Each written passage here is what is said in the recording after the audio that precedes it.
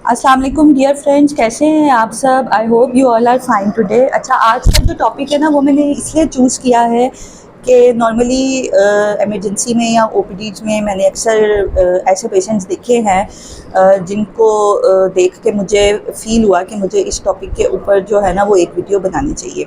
और वो है फ़िज़िकल डिसेबिलिटीज़ के साथ जो पेशेंट्स होते हैं या नॉर्मली जो सीपी बच्चे होते हैं, उनकी आपको कैसे केयर करनी चाहिए, उनकी रिहैबिलिटेशन कैसे करनी चाहिए और वो किस हद तक इफ़ेक्टिव हो सकती है। ये चीज़ हम अपनी आज की मेडिसिन की जो वीडियो है इसमें डिस्कस करेंगे। So stay tuned with us. सबसे पहले तो सीपी चाइल्ड जो है या सेरिब्रल पाल्सी जो है ये एक बर्थ डिसऑर्डर है। At the time of birth अगर आपके ब्रेन के पोर्शन को किसी भी स्पेसिफिक पोर्शन को ब्रेन के प्रॉपर ऑक्सीजन नहीं मिली, चाहे उसकी रीज़न कुछ भी है, डिफ़िकल्ट लेबर है, ऑब्स्ट्रक्टेड लेबर है, कोई सिजेरियन में एब्नॉर्मलिटी हो गई है या कोई बर्थ डिफेक्ट्स थे, तो उसकी वजह से अगर आपके ब्रेन के स्पेसिफिक पोर्शन को ऑक्सीजन प्रॉपर नहीं मिल सकी तो आपका वो वाला ब्रेन का पोर्शन प्रॉपरली डेवलप नहीं होता। इसको मेडिकल टर्म्स में हम एस्फिक्सिया न्यूनोटोरम कहते हैं। अब उस ब्रेन के पोर्शन को ऑक्सीजन ना मिलने की वजह से जब वो ब्रेन का पोर्शन प्रॉपर डेवलप नहीं होगा तो वो आपकी बॉडी के जो भी हिस्से को कंट्रोल कर रहा था ऑब्वियसली उसकी डेवलपमेंट भी कॉम्प्रोमाइज़ हो जाएगी। नॉर्मली इसको आम जुबान में हम सेरिब्रल पाल्सी या सीपी बोलते हैं। अब सीपी के डिफरेंट ग्रेड्स हैं। कई दफ़ा सीपी बच्चे होते हैं लेकिन उनमें मेंटल रिटार्डेशन नहीं होती। कई दफ़ा सीपी बच्चों के अंदर मेंटल रिटार्डेशन साथ आती है। इसके अलावा कई दफ़ा सीपी बच्चे होते हैं लेकिन उनके अंदर फिट्स के साथ या झटकों के साथ बच्चे प्रेजेंट नहीं करते एंड कुछ केसेस में बच्चों में फिट्स भी साथ इनके होते हैं।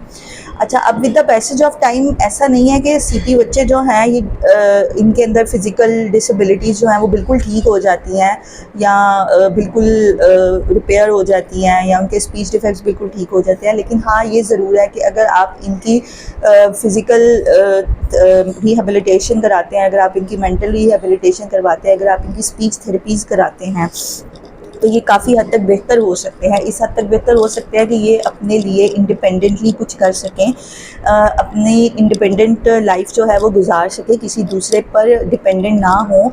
सिबलिंग्स की या बाकी फैमिली मेम्बर्स की, पेरेंट्स की ये जो बर्डन है उसको कम कर सकते हो आप अगर आप प्रॉपर किसी सीपी बच्चे के ऊपर थोड़ी सी तवज्जो देते हो तो। सबसे पहली चीज़ तो ये कि कोई भी बच्चा है, चाहे अगर आपके 10 बच्चे हैं या अगर आपके 4 बच्चे हैं और अगर उनमें से कोई एक सीपी है तो इसका मतलब ये हरगिज़ नहीं है कि आप उसको डिसओन कर दो। आपके लिए सब बच्चे इक्वल हैं और बीइंग अ पेरेंट ये आपकी रिस्पॉन्सिबिलिटी है कि आपने सब बच्चों को इक्वल अपॉर्चुनिटीज़ देनी है लाइफ में प्रोग्रेस करने के लिए, लाइफ में आगे ले जाने के लिए, whether that is a CP child और that is not a CP child. आपने अपनी तरफ से पूरी कोशिश करनी है बीइंग अ पेरेंट कि आप दोनों को इक्वल अपॉर्चुनिटीज़ दो। हाँ, उसमें फाइनेंशियल बर्डन्स आ सकते हैं, फाइनेंशियल इश्यूज आ सकते हैं, लेकिन उसका भी अल्टरनेटिव मौजूद है। यूट्यूब पे बहुत से ऐसे चैनल्स हैं जो सीपी बच्चों की physiotherapy, speech therapy, mental rehabilitation से रिलेटेड आपको वीडियोज़ प्रोवाइड करते हैं। आप वहाँ जाकर ऑनलाइन वो सारी चीज़ें सीख सकते हैं और ख़ुद घर में अपने बच्चों को सिखा सकते हैं। उसके लिए ज़रूरी नहीं है कि आप प्रॉपर किसी स्कूल में जाएं और फ़ीस दें। अगर आप अफोर्ड कर सकते हो तो ये बहुत अच्छी बात है कि आप बच्चों को स्पेशल स्कूल में भेजो। उससे ये है कि उनकी एक प्रॉपर रूटीन बन जाती है सोने जागने की, उठने बैठने की, खाने पीने की। नॉर्मली जो सीपी बच्चे हैं उनके अंदर स्लीप डिस्टर्बेंसेस होती हैं, वो रात में देर तक जागते हैं या उनका स्लीप वेक साइकिल नॉर्मल नहीं होता, उनमें ईटिंग डिस्टर्बेंसेस होती हैं, जिसकी वजह से ओवरऑल अगर आप देखोगे तो सारी फैमिली इफ़ेक्ट हो रही होती है। बच्चों को स्पेशल स्कूल भेजने का फ़ायदा ये है कि उन स्कूल्स में एक तो बच्चों को फ़िज़िकल थेरेपी दी जाती है, स्पीच थेरेपी सेशंस दिए जाते हैं, मेंटल रिहेबिलिटेशन दी जाती है। उसके साथ साथ प्रॉपर एक टाइम टेबल बन जाता है इस तरह के बच्चे का भी जो आपकी फैमिली के रूटीन के टाइम टेबल के साथ या नॉर्मल बच्चों के टाइम टेबल के साथ एडजस्ट करता है। आपकी नॉर्मल एक्टिविटीज़ या बाकी सिबलिंग्स की एक्टिविटीज़ कॉम्प्रोमाइज़ नहीं होती हैं। वो एक नॉर्मल बच्चे की तरह सुबह उठेगा, तैयार होगा, नाश्ता करेगा, स्कूल जाएगा और आप काफ़ी हद तक जो है ना वो सेटिस्फाइड फील करोगे। उसका स्लीप वेक साइकिल नॉर्मल हो जाएगा, उसके ईटिंग डिसऑर्डर्स बेहतर हो जाएंगे। और अगर आप उस चीज़ को कंटिन्यू करते हो तो आप देखोगे कि उसका सोशल इंटरेक्शन बहुत बेहतर हो जाएगा, उसका बिहेवियर बहुत बेहतर हो जाएगा। ये सारी चीज़ें मैं आपसे इसलिए डिस्कस कर रही हूँ कि नॉर्मली मैंने सोसाइटी में ये देखा है कि एक स्टिग्मा अटैच हो जाता है मेंटल डिसऑर्डर्स के साथ या फिज़िकल डिसेबिलिटी वाले बच्चों के साथ कि हमने इनको सोसाइटी में बाहर नहीं निकालना, हमने किसी को बताना ही नहीं है कि हमारे घर में कोई इस तरह का बच्चा मौजूद है, हमने इसके ऊपर पैसा नहीं लगाना क्योंकि वो सारा पैसा ज़ाया हो जाएगा, वो किसी काम नहीं आएगा। पैसे बच्चों के लिए हैं, अगर आप उनके ऊपर इन्वेस्ट करेंगे जिस तरह आप एक नॉर्मल बच्चे पे इन्वेस्ट कर रहे हैं, अगर आप एक सीपी चाइल्ड पे इन्वेस्ट करेंगे तो बिलीव मी आपका वो पैसा ज़ाया नहीं हो रहा, वो कहीं ना कहीं उस बच्चे की डेवलपमेंट में, उसकी इंडिपेंडेंस में रोल प्ले करेगा। बीइंग अ पेरेंट ये आपकी ज़िम्मेदारी है कि आप उसके लिए उसी तरह कोशिश करें जिस तरह आप एक नॉर्मल बच्चे के लिए करते हैं। Never ever disown your children in any phase of life, ये बड़ा ज़रूरी है आपके लिए अंडरस्टैंड करना।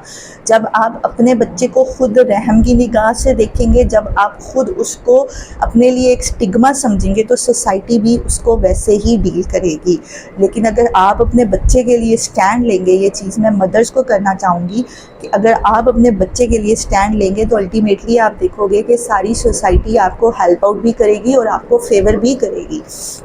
ये सारी चीज़ें अंडरस्टैंड करना इसलिए भी ज़रूरी है कि बहुत सारा फाइनेंशियल बर्डन, बहुत सारा मेंटल बर्डन, बहुत सारी फ़िज़िकल डिसेबिलिटी जो है वो हम कम कर सकते हैं, बहुत सी फैमिलीज़ की एगनी को हम कम कर सकते हैं अगर हम ये एक छोटी सी चीज़ अंडरस्टैंड कर लें।